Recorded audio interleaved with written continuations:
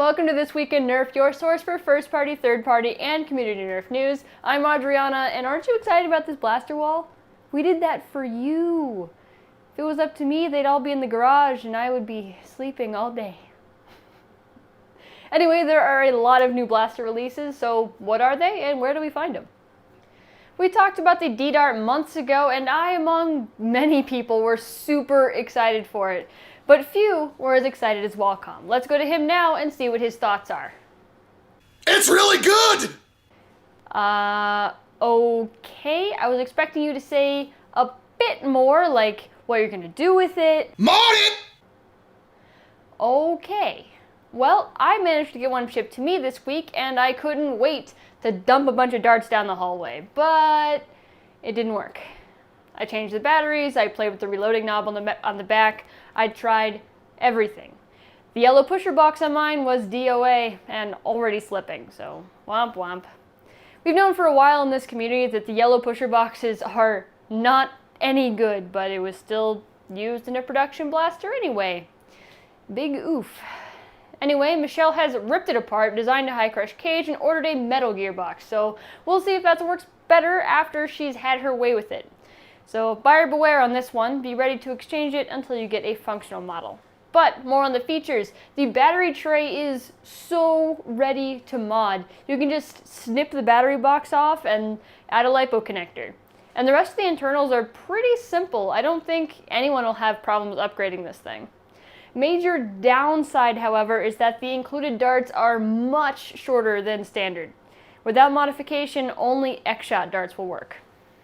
The Dart Rover also dropped on Target this week. When we first mentioned it on the Toy Fair episode, people seemed to think it was just a prop for the Nerf booth, but clearly it was meant to be a real live purchasable product.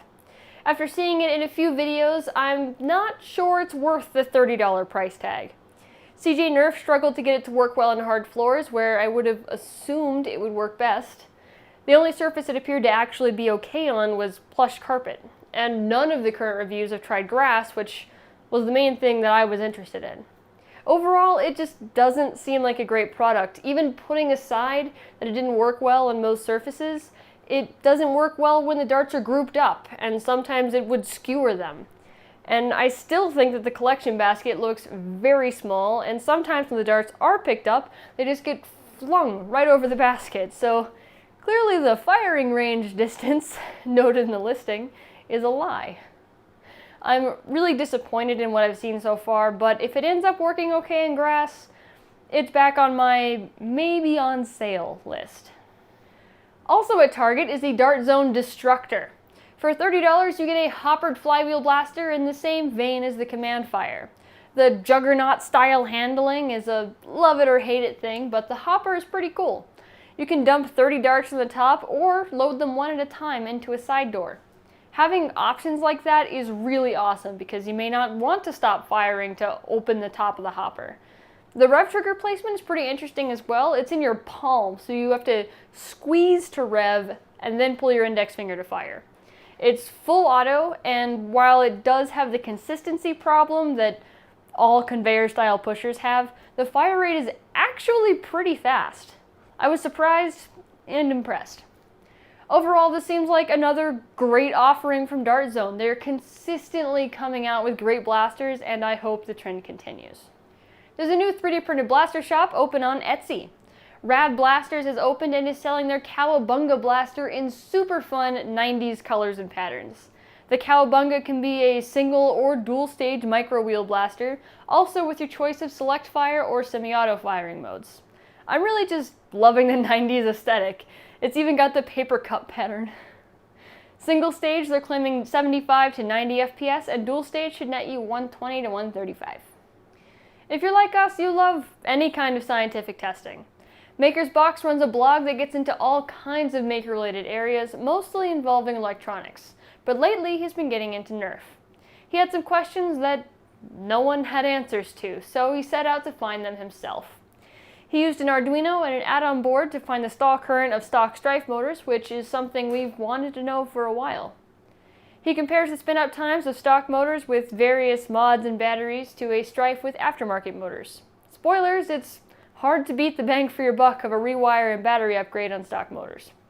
He did note that aftermarket motors spin up much faster than stock motors, so I guess we don't need to worry about going out of business anytime soon. People like their fast spin up times.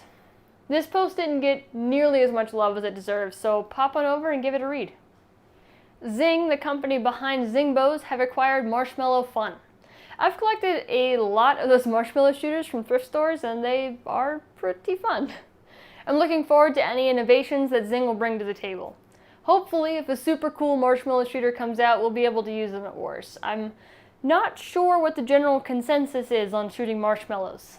I've never really heard anyone talk about it and never thought to ask. It might be something to think more seriously about in the future. This week's mod of the week comes to us from Bandersnatch on Reddit. The Shadow Price is a fully 3D printed blaster modeled after the Shadow Price auto rifle from Destiny. True to form, the Nerf variant is full auto thanks to a solenoid pusher and some custom Arduino code. The heart of the blaster is a custom designed flywheel cage and wheels along with brushless motors.